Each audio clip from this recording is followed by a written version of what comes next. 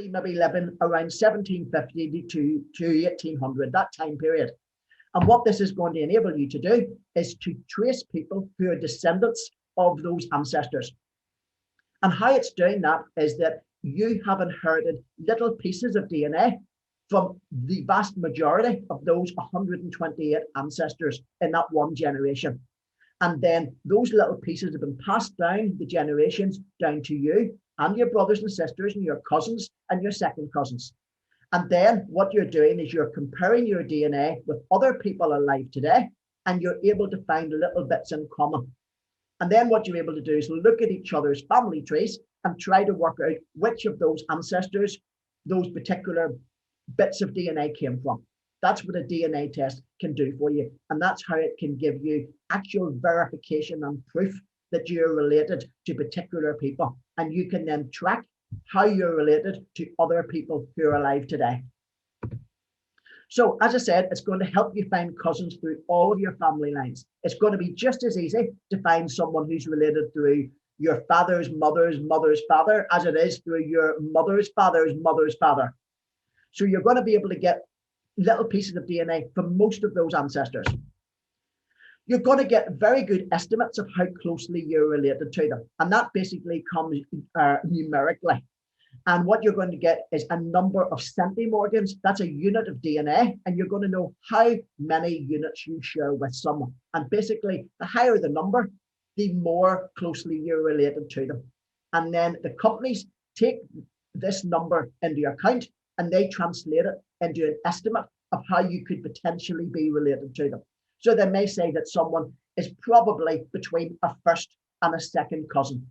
And then that means they could be a first cousin once removed, a second cousin.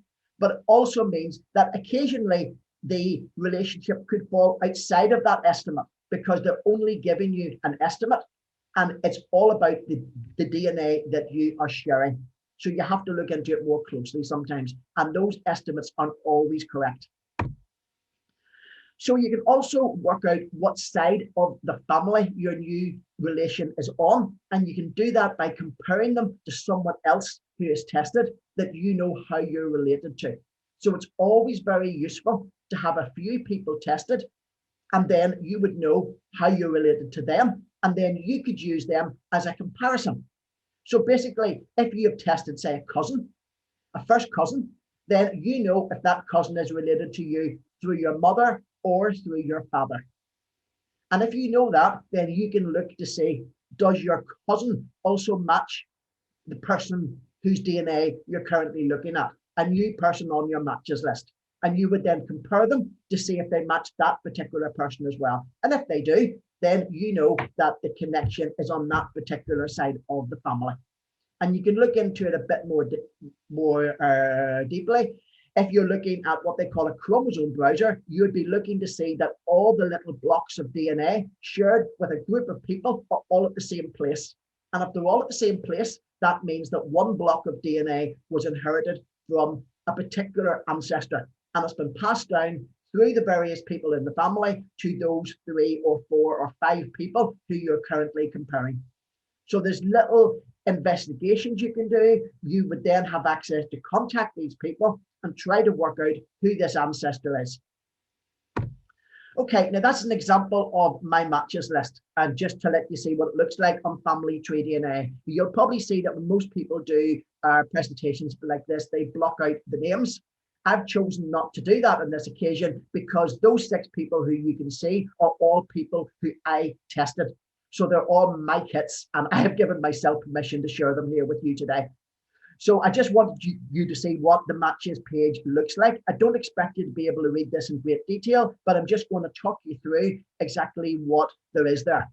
Over here, you're seeing the number of people who are currently on your matches list.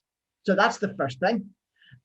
Then you've got a list of people who you are related to down the left-hand side there. Then you get a match date, which is always in the American format. And what that is telling you is that is telling you when that person's DNA was put onto the database. And it's going to help you then to spot new matches that have come in recently. Then as I mentioned earlier, you get a relationship range. So they will give you a prediction of how closely they think you're related to someone. And they're using these numbers to work out that particular prediction for you. So if you get a large number of shared DNA, then that is being translated into that prediction. But as I said, they're not always accurate, although most of the times they are. And just that one, the second one down there, you can see that man was predicted to be a half brother, grandfather, grandson, uncle, or nephew of mine. And I have been able to find out the exact connections here because I tested these people and I knew already he was my uncle. So this column here can be used for putting in the confirmed relationships.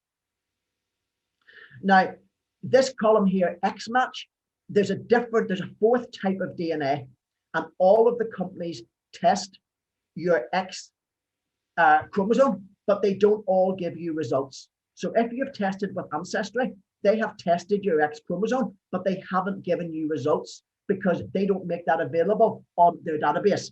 But if you upload your Ancestry results to either GEDmatch or Family Tree DNA, or preferably both of them, you would be able to get the benefit of looking at your X matches. I'm not going to go into that today because it's probably a 1-hour presentation on its own, but basically it restricts the amount of ancestors that you could have inherited a significant proportion of X from. So it can help to narrow down the ancestors that you are sharing with that particular match. That's what it's all about. That's all I'm going to say about it in the meantime. In this last column here, then you have an opportunity to put in your ancestral surnames. And ancestral surnames are the names of your direct ancestors. And what Family Tree DNA tend to do is they will match them for you. And what they will do is highlight in bold any that match with the people who you are matching with in terms of DNA. So you can see this top one here is Billy Walker. And there is names here hidden in there. If I was able to click on this, if I was live on the website, this would bring me up a little sub-screen showing you all the surnames that he had entered. But you can see the first one is Cleland, and his Clelands came from Ballynahinch in County Down. And that is very good to be able to see that. The fact it's in bold is because I have entered the same surname and it knew that we shared the same surname, and we also matched on DNA. So it was suggesting to me that that could potentially be the connection. Now you'll see the one from the bottom there, Michael Walker. You'll see that he only has entered 2 surnames. One is Walker and one is Kelso. The Walker is in bold because that matches a name that I have put in, but Kelso doesn't because he is my first cousin and Walker is on his father's side. That's how we're related. And Kelso's on his mother's side. So we're not related through that name. So this is the type of information you can get on your matches list. And most of the companies are giving you pretty similar information, but just in varying formats.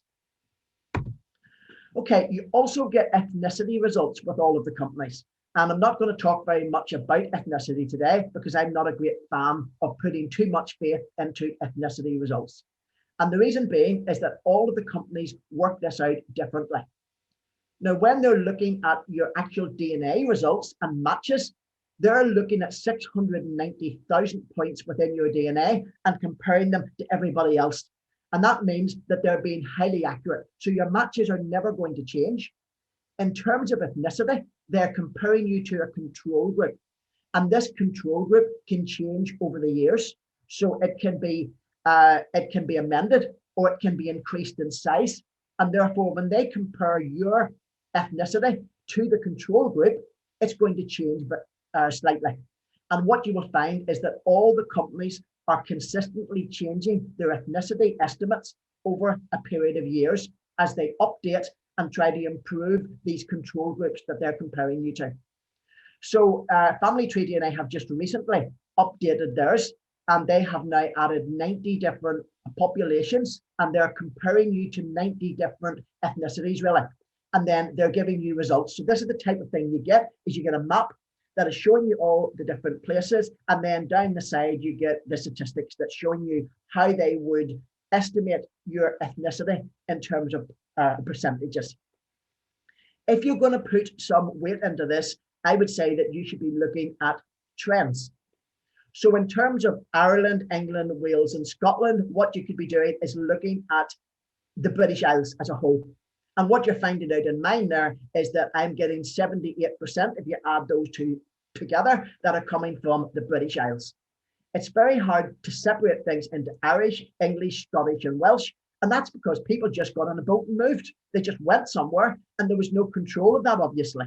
So therefore, you cannot say that someone was always in the one place. You can say that it tends to appear to be more Irish, but that's really all they're saying. And there's always a blur within those figures. So I would look for the trends at a continental level or at the British Isles level. And what I can see from that is that I've got 15% Scandinavian, and I'm finding that my paternal relatives are also getting some Scandinavian. And that's probably because the McDowells and that line came from Scotland. So it's maybe coming from Vikings originally coming from Scotland. Sorry, Vikings coming to Scotland and then migrating on to Ireland. So you can look for trends like that, but I wouldn't really look into it in too much more detail than that, because you will then be upset if you're very fond of your ethnicity estimates. You're going to get upset whenever they change in 6 months or a year, and I can guarantee that they will. Okay, so now we're just going to look at how much DNA you tend to share with particular people in your family. So with your parents, it's the only absolute in DNA, and you always share exactly 50% with both your father and your mother, because that's how the DNA is passed on. But when you are getting your 50% from your parents, it's slightly random. So you're getting a random selection of your father, and that's coming through at exactly 50%, but it's a mixture of the DNA that he inherited from both of his parents. And when the DNA is passed on to your siblings, that's happening the same way. So your siblings are still going to share around half with you, but that is going to vary. It's not going to be the same segments. And that is why it's useful to test your siblings in terms of DNA, because they're going to have inherited a slightly different mix from the same two people as you have. And that means if your parents aren't alive to test, it means that you can then test yourself and your brothers and sisters, and you will be able to capture more of your parents' DNA. And by doing that, you're going to find unique segments of DNA that are going to match to different people. So your parents are going to pass on different DNA. And because of that, your brothers and sisters are going to have different match lists than you are. There's going to be a lot of people in common, but there's also going to be some differences. And they can be very useful in order to expand your family tree, because the person you're looking for may be matching your brother, but not matching you. And the reason for that is that particular segments are being passed down, and they could be passed down to this new match you're looking for and to your brother, but it may not have been passed to you or your sister. And there's no way of telling that. It's a random process. So when you go back to uncles and aunts, you're sharing grandparents with them. They're your grandparents and their parents. So you're sharing about 25% of your DNA. And with grandchildren, it would be the same. So that's grandparents, grandchildren share approximately 25%, but it will vary from grandparent to grandparent. So what you'll find is that your paternal grandparents will share exactly half with you, half of your DNA, because it's coming through your father. But what you'll find is that you could be sharing 30% from one of your grandparents and 20% from another. And that could be different in your brothers and sisters. So with your first cousins, you're going to share about 12.5%. And then a first cousin once removed, I'm just going to tell you what a first cousin once removed is. They can be in two different positions in your tree. They can either be your parents' cousins, so that means they're once removed, they're one generation higher than you, or they can be one generation lower than you, and they can actually be your first cousin's children. So they're in two positions, your first cousin's children or your own parents' cousins. So that's what the once removed means. It means that they're once removed either up the tree or down the tree by one generation. And they're only going to share about 6% with you. And your second cousins share again half of that. So it means that you're dealing with small pieces of DNA within your DNA, but it also means that you can still potentially trace as far as thick cousins. I didn't put all the figures up there because I didn't want to keep showing you smaller and smaller figures, but you can potentially find relatives back into the 1700s with this autosomal test. So I just want to tell you for a second about how many cousins we have, because what people do is they look at their matches list and they get confused and they think these are just potential relations and they don't really have a conception of how many relatives they have out there. So in terms of second cousins, this is based on a family that probably would have about 8 first cousins. So these are just random statistics to give you an idea of how big your family could potentially be. So if you have around 8 first cousins, you'd be expected to have about 40 second cousins. And that would be, again, people on your generation. You would then have second cousins once removed, who would then maybe add about an extra 100 or 150 people to that particular number. Third cousins, that's people who share your 2 times great grandparents. You're going to have about 190 of them. Fourth cousins share your 3 times great grandparents, and you can see the number is rising very high there. So you have nearly 1,000 of them. And with fourth cousins once removed, you're going to have maybe 2,500 or 3,000. And with fourth cousins twice removed, you're going to have maybe 5,000 of those. So what I'm trying to tell you is there's a lot of people out there who share your DNA. So when anyone does a DNA test, you're going to match a random selection of the population. And this is why it's very useful to find people who you wouldn't otherwise ever be able to prove a connection to. With fifth cousins, you're going to have an awful lot more, 4,700. And didn't put them all down, but eighth cousins is very interesting. It's a very high figure, and you can see how high the figures are rising. Eighth cousins, there's going to be around 500,000 of them related to you. So I would be very surprised if there wasn't people that have come to this talk today that are actually related to each other. And this is why it's very useful if people add their DNA to a database and then they can find those comparisons. Now, when I did this talk this time last year, because this is the second time I've done this talk for PRONI, what I was able to find was that I didn't know at the time, but 2 of my fourth cousins had come to the talk. And I was explaining about testing people. And I also mentioned, which I haven't mentioned yet today, and I will mention it now, that it's always best to test the older generation if you can do so, because they're 1 generation closer.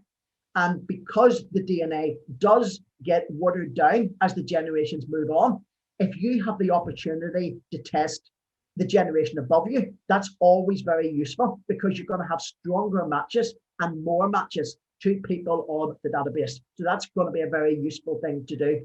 And these 2 fourth cousins listened to me, and they tested, one of them tested her mother, and the other one transferred results from Ancestry. And as a result of that, I found multiple matches to people who I had already tested, and we were able to quickly work out a connection and how they were related to us. So I found that these 2 people were actually my fourth cousins. So that just shows you that I just talked to a random selection of people at a talk last year and found 2 fourth cousins as a result of that. So that's a very nice offshoot of this. And I would say that that would happen to a lot of people here.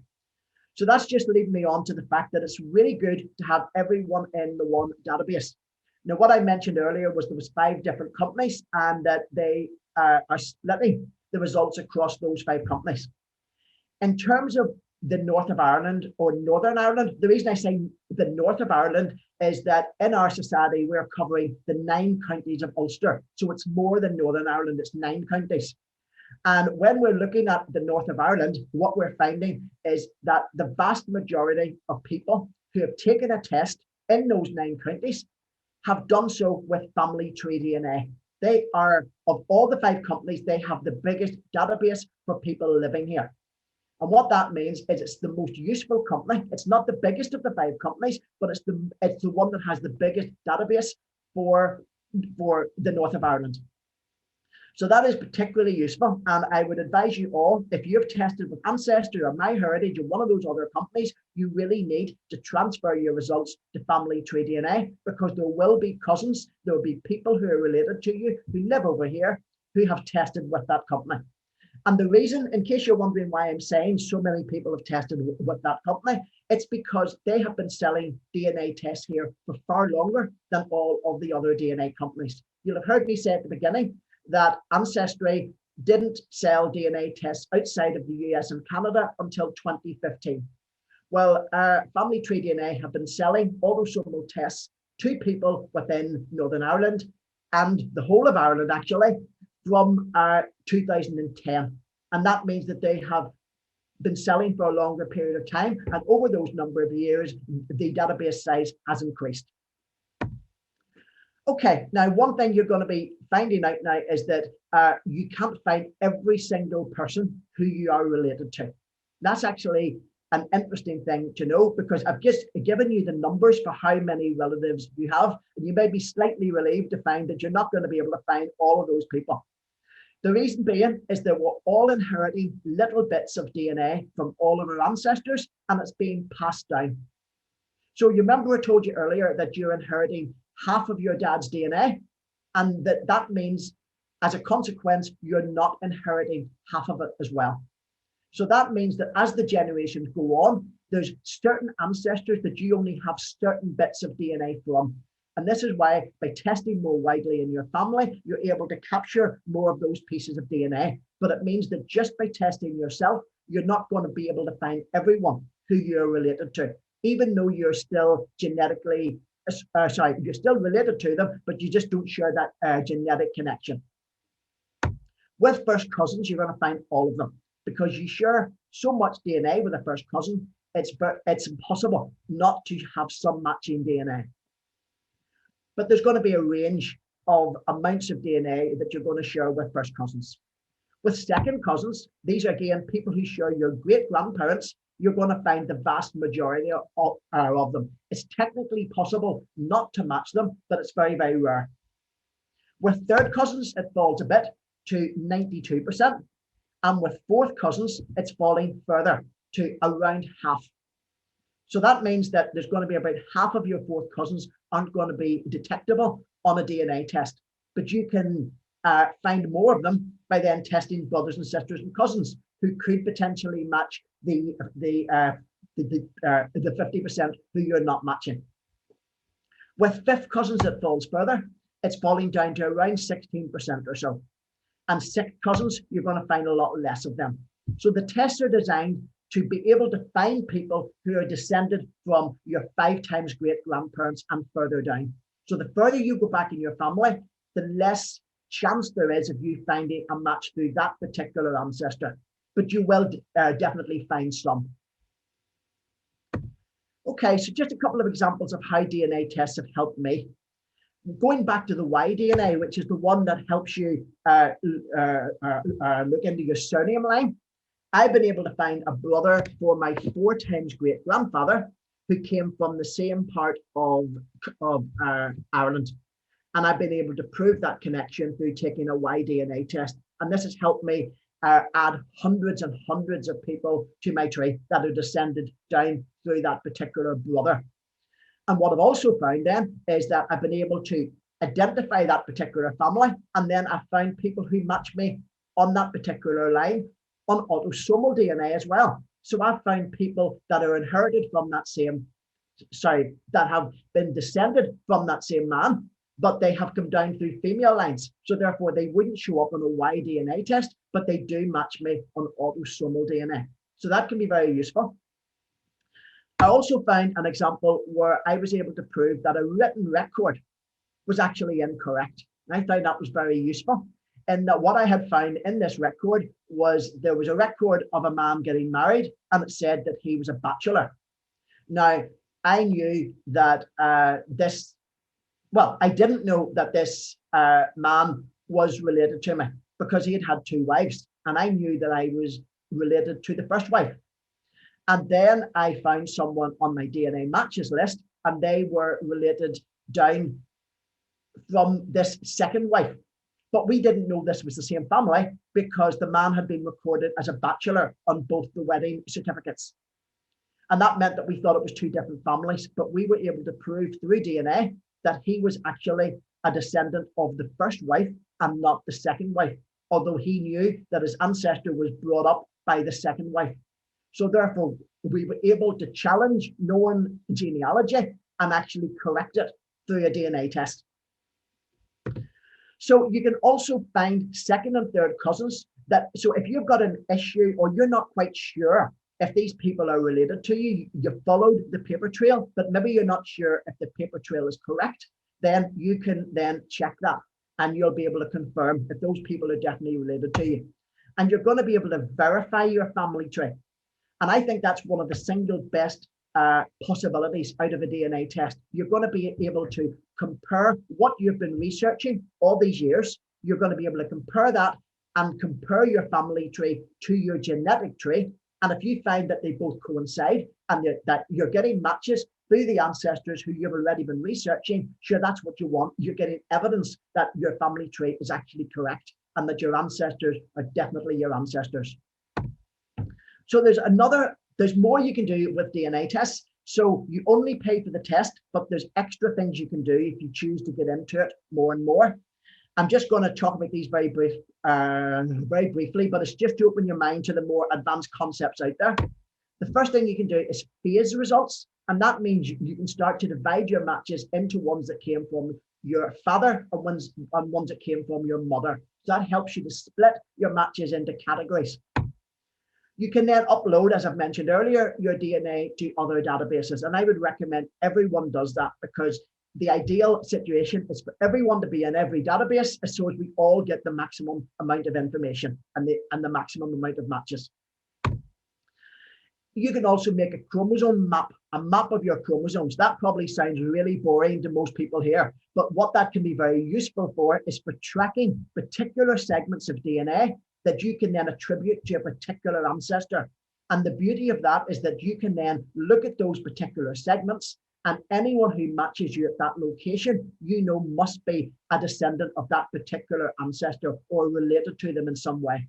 And that is what you can start to track. So when you get into more advanced DNA research, that's something that you have the potential to do. And my favorite bit of DNA is reconstructing the DNA of deceased people. So what you can start to do is use your matches to actually work out which bits of DNA you got from which of your ancestors.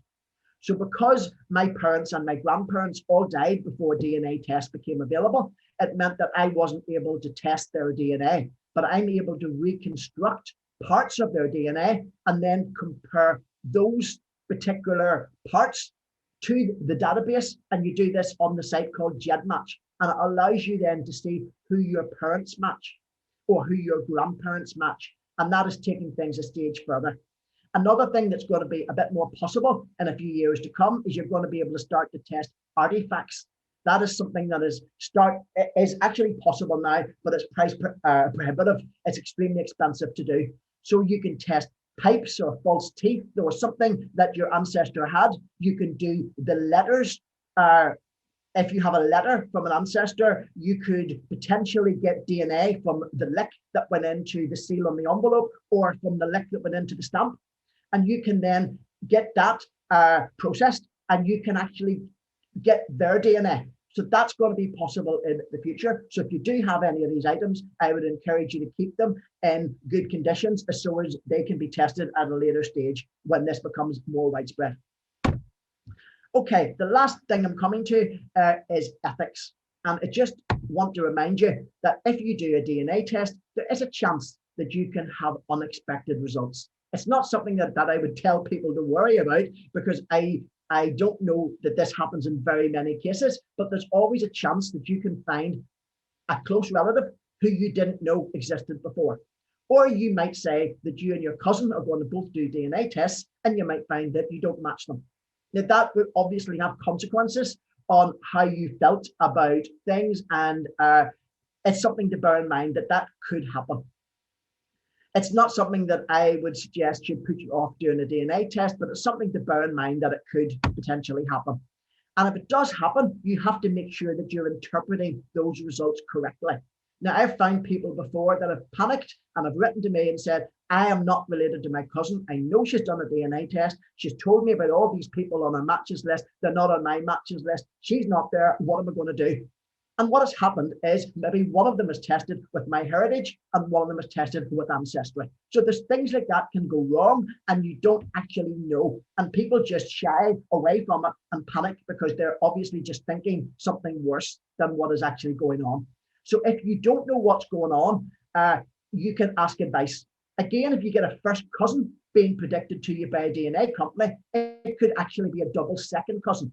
So there's a lot of other potential options. And if you discuss that, then you can maybe find out what the actual situation is. So you can do that by asking in Facebook groups, or you can always send me an email if you want anyone in the North of Ireland DNA project to give you advice on that. And I'm going to put my email address on the final slide here, so you'll all have that as well. So just bear in mind, if you're asking others to test for you, you have to sort of just let them know that there is that potential. Now, you should also then find out what the wishes of that person are, because ethically what you should be doing is abiding by the wills of the person who you've got to test for you. And basically, if you get your cousin to do a test for you and you find out something about their ancestry, well, you have to abide by their wishes. So if they have said to you, yeah, if you find a half brother for me, I want to know, well, then you have a duty to tell them. But if they are only doing the test for you, for genealogy purposes, and they have said, look, I don't want anything to do with this, I'm not really interested, well, then you do not tell them what you have just found out, because that was done for you and it doesn't give you the right to go in and upset them and to change what they feel about themselves. So always bear in mind that you should be asking and discussing those things, just in case there's a chance of that happening. Okay, the final slide is the most important slide I'm going to be talking about, and this is the prices of these DNA tests. Now, I have updated all these prices yesterday, and I'm just going to talk you through them. So if you want to do a test with Ancestry, the current price is £49 and £12 for delivery. So that would then work out at £61 if you want to do an Ancestry test. Now, this is in the Black Friday sales, so it's a really good price. 23andMe, that's the one that I said concentrates on the health side of things. They have an Ancestry only test, and it is £64 plus 10 delivery. So that's 74 for that one. MyHeritage is on a good sale at the moment. It's down to £39, and they charge £9 for delivery. But if you buy 2 kits from them at the same time, they will give you free delivery. Living DNA is the one based in England. They're £59 plus 10 for delivery. And the one that I'm going to talk to you about today is Family Tree DNA. Now, the reason I put the top 5 up, this is all for the AUTOSOMAL DNA test that does all of your ancestors. The 2 you see at the bottom there, the Y37, that's the Y test that's only available through Family Tree DNA, and the mitochondrial test that is only available through Family Tree DNA. But the one I'm just about to put up on the screen is the AUTOSOMAL one. And it is working out at £37. It's $49. Now, this price is not currently on their website, but I have got advance notice of this in order to tell you today. And what we were able to do in the North of Ireland Family History Society is that we are able to post out those kits from a supply of test kits that we have actually in Northern Ireland. So it means that we can set up a kit for you if you want to take advantage of a Family Tree DNA kit. And that would apply either to the AUTOSOMAL, the Y test, or the mitochondrial test. So if you did want to take advantage of that offer, what you could do is you could send us an email, and I'm going to put the email address up. And just if you want to take a note of what you have to tell us in the email, is you have to tell us who the kit is for. So the name of the tester, you have to tell us what type of a test you want, and your address, so as we can post it to you. And what happens then is we will send you a link to go on to the Family Tree DNA website and to make a payment directly to the company. And when you make that payment, we will be notified that you have made that payment, and then we will post the kit to you free of charge. So this is why this one's cheaper. You're not actually getting a delivery charge on this one. And we can post out the kits to anyone with a UK address, and that will be covered by our society. So the Y37 test is working out at £74 at the moment. it's $99. The reason I'm putting up a dollar price is that when you make this payment, whenever we tell you how to do that, then you will be doing that in American dollars. So that's why I'm just putting that up so you can see what it's going to be. The mitochondrial is the one I said is probably the least useful for genealogy, but it's one for more experienced people to do whenever they've got further into DNA. And it's the dearest of them all. It's working out at £104 at the moment. But again, that's in the sale. It's normally $169. It's down to $139. So that's the prices at the moment. So if you want any of the top 4, you can go onto their websites and take advantage of those prices, which are available for the Black Friday price. If you want the family tree DNA one, you can also go on and buy it from their website, but it means that it's going to be posted to you from the US. So if you want it posted from Belfast, which means you're going to get it quicker and you're not going to be charged a delivery charge, then you can send an email to myself and it comes through to our project, which is dna@nifhs.org. And as I mentioned earlier, that's the database that has the most amount of Northern Ireland results. It has people from all around the world, but the vast majority of people who test over here have tested with family tree DNA.